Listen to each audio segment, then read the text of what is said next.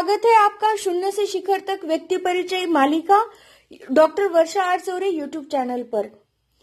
आज हम शून्य से शिखर तक व्यक्ति परिचय मालिका में आगे बढ़ते हुए एक ऐसी शख्सियत के बारे में जानेंगे जो कि समाज के महारथी है। साहित्य का सम्मेलन हो या कैमरों, पिछड़े, अति पिछड़ों और गरीब सवर्ण राष्ट्रीय समाज को एक साथ जोड़ने का मादा, वो विरोधियों को अपनी लेखनी से चित करने में माहिर है। वो समाज नीति के महारथी है तो राष्ट्रीय समाज को फूलेवाद और अहिल्यावाद की राह पर ले जाने वाले सारथी और दक्षिण के क्रांतिवीर संगोली रायण्णा और महासंत कनकदास को उत्तर में लाकर उनसे जोड़ने के एक मजबूत डोर भी है। सियासत उनके लिए सिर्फ सत्ता पाने का जरिया नहीं, बल्कि गरीब, मजलूम और जरूरतमंद तथा समाज में हाशिए पर छूट गए लोगों के उत्थान का माध्यम है। ऐसे ही गागर में सागर, सागर में गागर रिजर्व बैंक ऑफ इंडिया के पूर्व प्रबंधक, राष्ट्रीय समाज पार्टी के राष्ट्रीय अध्यक्ष और सागर साहब के नाम से प्रसिद्ध सिद्धप्पा लक्ष्मण अक्कीसागर यानी कि एसएल अक्कीसागर जी के बारे में आज हम जानेंगे। जी हाँ दोस्तों, आज 5 दिसंबर अक्कीसागर साहब का जन्मदिन है, तो सबसे पहले जन्मदिन की अक्कीसागर साहब को बहुत बहुत शुभकामनाएं। उनका परिचय देते हुए उन्हीं के द्वारा उनके पिता की स्मृति में लिखा गया एक लेख मैं आप सबके सामने पढ़कर बताने वाली हूँ। कोशिश है आप सबको उनका व्यक्तित्व परिचित होगा और उनसे बहुत कुछ सीखने को मिलेगा। माता से जग दर्शन और पिता से पहचान मिलती है। माता पिता के बिना हमारा अस्तित्व ही नहीं है। मैं सिद्धप्पा, पिता लक्ष्मण और माता गंगूबाई। अक्कीसागर हमारे परिवार का नाम और पहचान भी है। 29 जून 2017 के दिन पिता का वरदहस्त हमारे सर से चला गया। उनके तीसरे स्मृति स्मरण दिवस पर माता से जगदर्शन, पिता से पहचान, इन शब्दों के साथ पिताजी को विनम्र अभिवादन करते हुए स्टेटस पर उनकी फोटो रखी थी। महाराष्ट्र, कर्नाटका, उत्तर प्रदेश, दिल्ली तथा पूरे देश से उसे स्वीकार किए जाने के मैसेज मिले। कल आषाढ़ी एकादशी का दिन पंढरपुर विठ्ठल का दिन था। भागवत धर्म की परंपरा ईश्वर निर्गुण निराकार है ये जानती है, लेकिन संत परंपरा ने विठ्ठल को एकेश्वर सगुण साकार रूप को माना। ब्रह्मचारी संत ज्ञानेश्वर ने ज्ञान योग बताया। सावता माली आदि संतों ने भक्ति योग के साथ कर्मयोग बताया। संत तुकाराम तो वेद को ही हमसे जाने ऐसा कहते थे। ब्रह्मचारी को परमार्थ आसान है। घर प्रपंच चलाते संत तुकाराम ने विठ्ठल को पाया था, परमार्थ किया था। संत तुकाराम शिष्य छत्रपति शिवाजी राजयोगी थे। कल पंढरपुर जाकर कानडा, कर्नाटक विठ्ठल की पूजा महाराष्ट्र सरकार की ओर से, शासन तथा जनता की ओर से मुख्यमंत्री उद्धव जी ठाकरे ने की। देश की जनता जनार्दन को अन्नदान देके परमार्थ करने वाले महाराष्ट्र, कर्नाटक, आंध्र, तेलंगाना और गोवा से आए हुए किसानों ने कल के आषाढ़ी एकादशी के दिन विठ्ठल दर्शन पाकर ईश प्राप्ति का सुख पाया। इस महान परंपरा से चलती आई आषाढ़ी एकादशी के दिन की आप सबको शुभकामनाएं। हमारा गांव चंदरकी, तहसील रामदुर्ग, जिला बेलगाम, कर्नाटक। मेरे दादाजी 7 भाई थे। उनकी 250 एकड़ जमीन थी। 2100 से ज्यादा भेड़ थे। भेड़ पालक भाई भीमप्पा ने गुस्से में आकर गांव में किसी की हत्या की। सबसे बड़े भाई उद्दप्पा और भीमप्पा पर कोर्ट में केस चली। गांव के पटेल, कुलकर्णी और वकील ने मिलकर एकत्रित अक्कीसागर परिवार को लूटा। भेड़ पालक भीमप्पा को आजन्म कारावास हुआ। उसे अंडमान भेजा गया। बहुत सारी जमीन, जायदाद, नाम, शोहरत सब चल बसा। परिवार बदनाम हुआ। जब दादा और भाई अलग हो रहे थे तब 2 गणी अशरफिया की गिनती हुई थी। 14 साल बाद भेड़ पालक भीमप्पा गांव आया। तब तक 2 दादाजी गुजर गए थे। मेरे दादाजी सिद्धप्पा अलग हुए। मेरे दादाजी सबसे छोटे, उनका ही नाम सिद्धप्पा मुझे दिया गया। मेरे दादाजी सिद्धप्पा और दादी सिद्धव्वा ने मेरे पिताजी लक्ष्मण को 1924 में जन्म दिया। मेरे पिताजी बड़े और उनको 2 भाई और 1 बहन है। बचपन में मेरे दादाजी सिद्धप्पा और दादी सिद्धव्वा चल बसे। घर की जिम्मेदारी पिताजी पर आई। 14-15 साल के थे, पैर को बड़ी चोट लगी। अपने 2 छोटे भाई और बहन को ननिहाल छोड़कर बेलगाम सिविल अस्पताल पहुंचे। मर्ज बढ़ते गया। बीमार पिताजी को अस्पताल के बाहर दूर रोड पर फेंक दिया। रास्ते से जाते कर्नल वीर सिंह ने उठाया और पाला पोसा। घर परिवार समाज से उब चुके पिताजी 8 साल गांव वापस नहीं गए। कर्नल वीर सिंह के साथ सिविल मिलिट्री में कार्यरत थे। 1947 में भारत आजाद हुआ। खड़की एम्यूनेशन फैक्ट्री में पिताजी को मजदूर की नौकरी दिलाकर कर्नल वीर सिंह अपने मुल्क पंजाब में चले गए। दोस्त साथी पिताजी की शादी की बात करने लगे। पिताजी को तब गांव याद आया। 1952 में गांव वापस गए। बहन गुजर चुकी थी। दोनों भाई अनाथ की जिंदगी जी रहे थे। पिताजी ने वापस घर बसाया। बिरादरी के लोग शादी ब्याह के लिए कन्या देने को तैयार नहीं थे। इतना अक्की सागर परिवार बदनाम हुआ था। हमारे गांव का कौजलगी परिवार तैयार हुआ। बचपन में माता पिता गुजरने के बाद उनके ही घर मेरे पिताजी नौकरी काम किया करते थे। मंझले नाना के साथ मेरे पिताजी भेड़ पालन करते थे। मंझले नाना की बात को मानकर मेरे नाना उद्धप्पा जो सबसे बड़े थे, उन्होंने 1954 अपनी बेटी गंगाबाई का हाथ पिताजी के हाथ में दिया। 1956 5 दिसंबर को हमारा जन्म हुआ। मेरी जन्मभूमि खमरिया जबलपुर मध्य प्रदेश, मातृ पितृभूमि बेलगाम कर्नाटक और कर्मभूमि महाराष्ट्र। जबलपुर का जन्म माता को हिंदी में मां बुलाता था। पूना के पवना नदी के किनारे बसे फुगेवाड़ी गांव में बचपन बीता। मारुति मंदिर में शालेय शिक्षा शुरू हुई। पाठशाला का नाम ही जीवन शिक्षण मंदिर था। खड़की के आलेगांवकर हाई स्कूल में माध्यमिक शिक्षण हुआ और नेसवाड़िया कॉलेज पुणे कैंपस से बीकॉम उम्र के 20वें साल में किया और बाद में 22वें उम्र में एमकॉम हुआ। पूर्ण निरक्षर दादाओं तथा नानाओं के परिवार से मैं पहला मैट्रिक, पहला ग्रेजुएट और मास्टर ग्रेजुएट बना।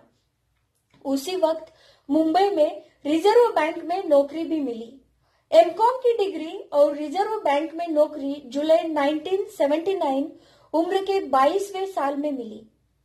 2 साल के अंदर 15 मई 1981 में छोकरी मिली और शादी हुई। फिर भी मैं अशांत और परिवार मुझसे अस्वस्थ था। नौकरी मुंबई में, घर पूना में। सवेरे 6 बजे सिंहगढ़ एक्सप्रेस से काम पर जाता था और रात के 9 बजे डेक्कन क्वीन से घर आता था। इस कार्यकाल में 3 साल काम पर नहीं था और संपूर्ण सेवा काल में 4 साल काम पर नहीं गया। मेरी पत्नी सुनंदा। इसी साल 15 मई 2020 को हमारी शादी को 39 बरस पूरे हुए। माता पिता ने जन्म दिया, आप्त परिवार ने संभाला, मित्र दोस्तों ने साथ दिया और हम पति पत्नी के जीवन में 2 फूल खिले। आगे चलकर नात नातिन, इन दो फूलों से हमारा चमन और खिल उठा। 2016 के दिसंबर में 37 साल 6 महीने नौकरी करके सेवा मुक्त हुआ। उसको भी अब 3 साल हुए।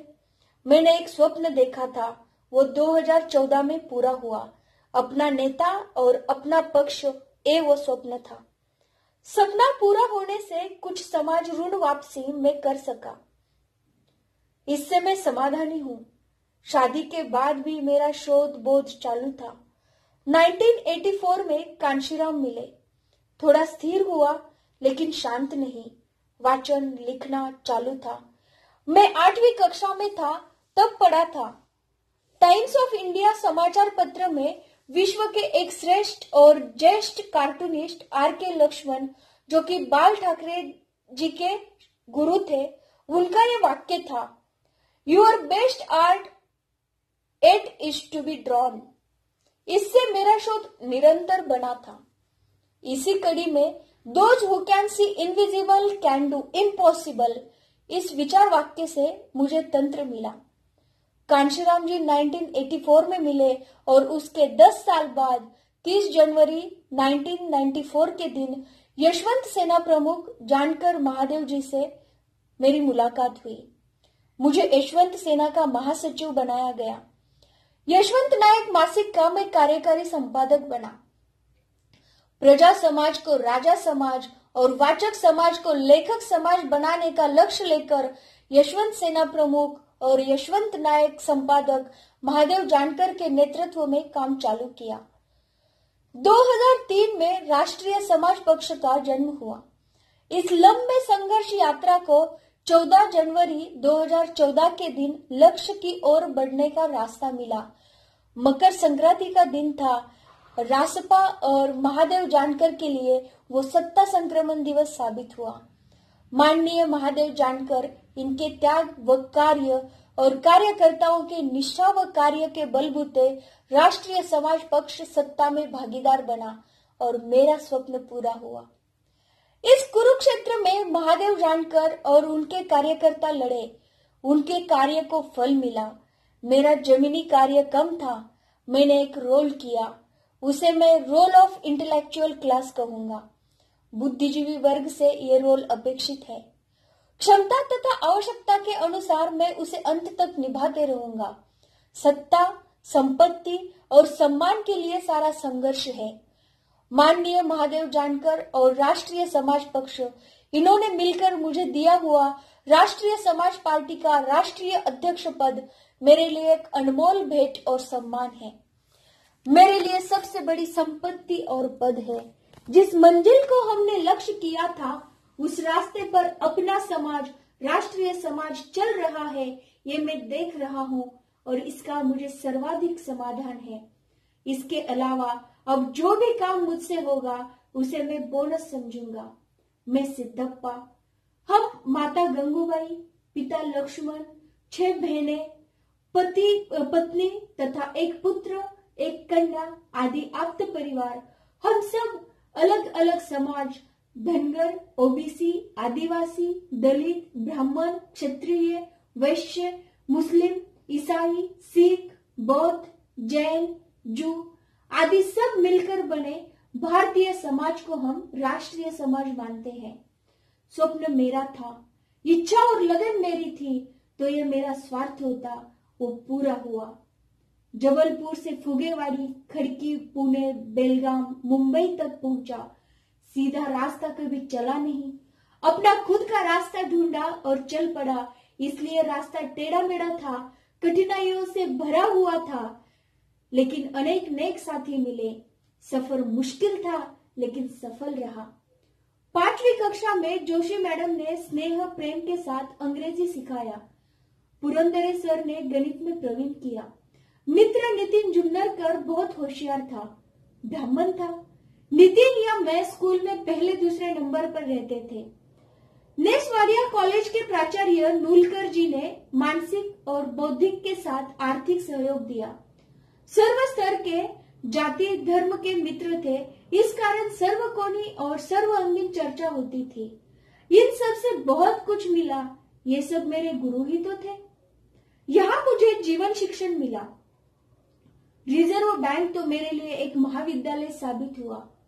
मेरे युग के महापुरुष कांशीराम मिले। महादेव जानकर नाम का वनफूल मिला। बाद में वो बहुमोल रत्नफूल साबित हुआ। सफर एक मुकाम तक पहुंचा, लेकिन पार्टी का सफर अभी जारी है, मंजिल अभी बाकी है। मुझे शांत करने वाला एक सपना पूरा हुआ। इसका श्रेय मेरी पत्नी सुनंदा को दूंगा। मेरे 2 बच्चे, पुत्र सुदर्शन और कन्या वृषाली को दूंगा। मेरे पत्नी ने घर संभाला, बनाए रखा। हम दोनों की जिम्मेदारी अकेली ने निभाई। मैंने देखा हुआ मेरा सपना पूरा हो पाया। मेरे माता पिता ने मुझको लेकर कुछ सपने देखे होंगे, उसके लिए मैं अपना वक्त दे नहीं सका। उसको लेकर एक दुख मेरे अंतर्मन में रहता है। मैं जो कुछ कर रहा हूँ मेरी माता कभी समझ नहीं पाई। माँ को सिर्फ मेरी और मेरे परिवार की फिक्र थी। पिताजी ने मुझे कभी टोका नहीं। मेरी माता को वो अपनी तरह से और मेरी तरफ से शायद समझाते रहे। मेरे बेटे सुदर्शन की शादी वो देखना चाहते थे। वर्ष 2016 मेरे सेवा काल का अंतिम वर्ष था। उसी वर्ष मेरे बेटे की शादी हुई। मेरे पिताजी का तब का फोटो उनके तीसरे स्मरण दिवस पर मैंने स्टेटस में डाला था। पिताजी गुजर गए। माताजी की छत्र छाया और आशीर्वाद अब भी मेरे और हमारे साथ है। आज जो कुछ भी हूँ मेरे माता पिता के बदौलत हूँ। मैं अशांत क्यों था? क्योंकि मैं शिक्षित था, महात्मा फुले को पढ़ा था। विद्या के अभाव में बहुसंख्यक राष्ट्रीय समाज का अनर्थ हुआ और सत्ता के अभाव में सकल गुण प्रभावहीन होने की महात्मा फुले ने दी हुई शिक्षा नीति को मैं समझ चुका था। अनपढ़ होने और विद्या के अभाव में दादाओं ने जमीन जायदाद नाम शोहरत खोया था, ये मैंने जाना था। हमारे नाना जी भी गांव में सबसे अमीर थे। मामाओं में जमीन जायदाद को लेकर कोर्ट कचहरी हुई। उनको भी जमीन जायदाद और शांति खोते मैंने देखा था। पहली कक्षा में था। प्रेजेंसी के वक्त मास्टर जी ने मुझे मांजरे कर करके पुकारा। घर आया और माताजी को पूछा, हमारा नाम क्या है? अनपढ़ मां ने सही नाम अक्की सागर बताया। मेरे पिताजी मजदूर थे, अनपढ़ थे। नौकरी के रजिस्ट्री में उनका गलत नाम लगा था। कोर्ट वकालत करके उसे अक्की सागर कराया। मेरे पिताजी लक्ष्मण ने अपना गांव छोड़ा।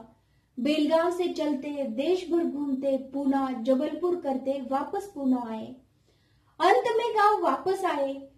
गांव में ही उनका इंतकाल हुआ। छठी कक्षा के बाद मैं चंदरगी गांव में कभी हफ्ता भर भी नहीं रह पाया था। 2016 में रिटायर होने के कारण मुझे 2017 के जून के महीने में बीमार पिता की सेवा करने का मौका मिला था। मेरे सामने पिताजी ने जान छोड़ी। उस रात हम भाई बहनें जागते रहे। बुद्ध ने अपने पिता को जन्म मृत्यु की बात कही थी। मैंने उसे अपने पिता को बताया। बड़े सवेरे पिताजी ने जान छोड़ी। बहुत दुख हुआ, लेकिन मेरे मन को थोड़ा सुकून मिला, राहत मिली। मृत्यु के समय मैं उनके साथ था। मेरे पिताजी ने गांव छोड़ा था और उसके कारण मैं यहाँ तक पहुंचा और कुछ कर पाया। ये सब लिखने और कहने का तात्पर्य माता से जग दर्शन, पिता से पहचान है, यही सत्य है और इसके बिना सत्य और क्या है।